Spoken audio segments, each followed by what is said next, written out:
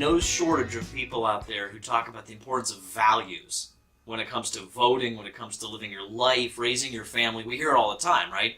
The importance of values and living according to your values. I've said it before, you've probably said it before, and in one sense, I think that's a very important thing to do, a very good way to live your life, but I'm going to go ahead and say something controversial here.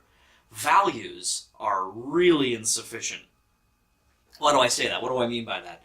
Well, values can change, right? The value of certain things can change. And what might be valuable today might not be valuable 10 years from now. Sometimes it might be more valuable, but a lot of times it can depreciate and kind of lose its value. So, why do I think that it's important for us to not so much live according to our values or to base everything on our values, family values, that kind of thing? Well, what if family values means something completely and radically different? What were family values 100 years ago? What about family values 50 years ago?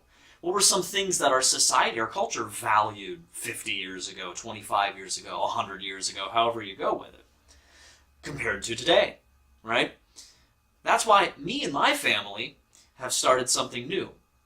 And we like to put in our little sort of family slogan, we have our last name spelled out, Creevy, and each letter corresponds to something different, corresponds to a different creed or element of a creed, as we call it, what we believe, what our belief statement is, our mission statement, all that kind of stuff, the different ways you could describe it.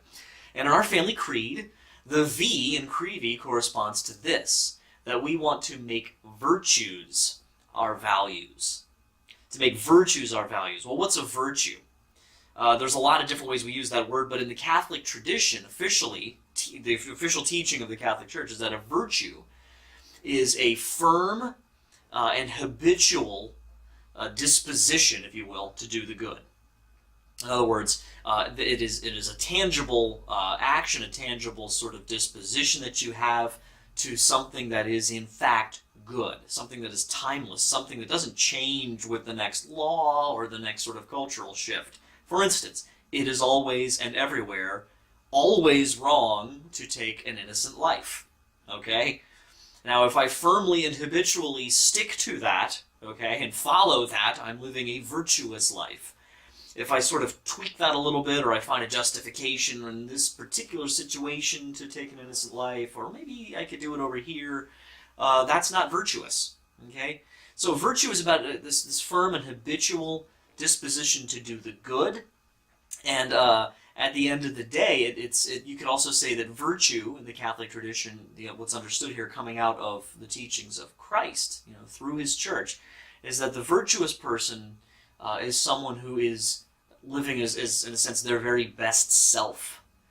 It's a way of life or decisions that we make in life to live according to a certain sort of code, a certain creed. There are parameters that are definitely or definitely defined and all around us. There's a line I will not cross. I just won't do it.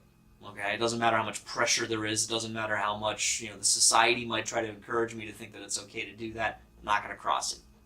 So, if you are interested in learning more about virtue, I highly recommend you check out the Catechism of the Catholic Church, paragraphs 1833 to 1845. Has a really great breakdown of this. And at the end of the day, we root a lot of our teachings, the Church's teachings about virtue, in the four cardinal virtues: prudence, justice, temperance, and fortitude. Those four virtues.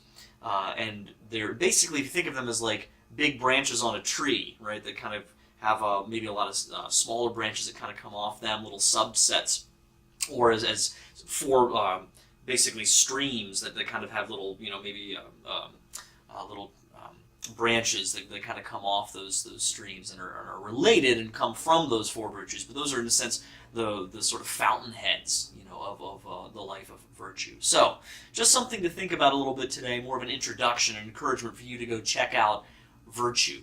The idea of having virtue be your values, to be a human being of virtue, of integrity, integritas, at the core of that word means that you are integrated. You are a whole person. You're not fractured. You're not split down the middle, which sin causes all of us to be.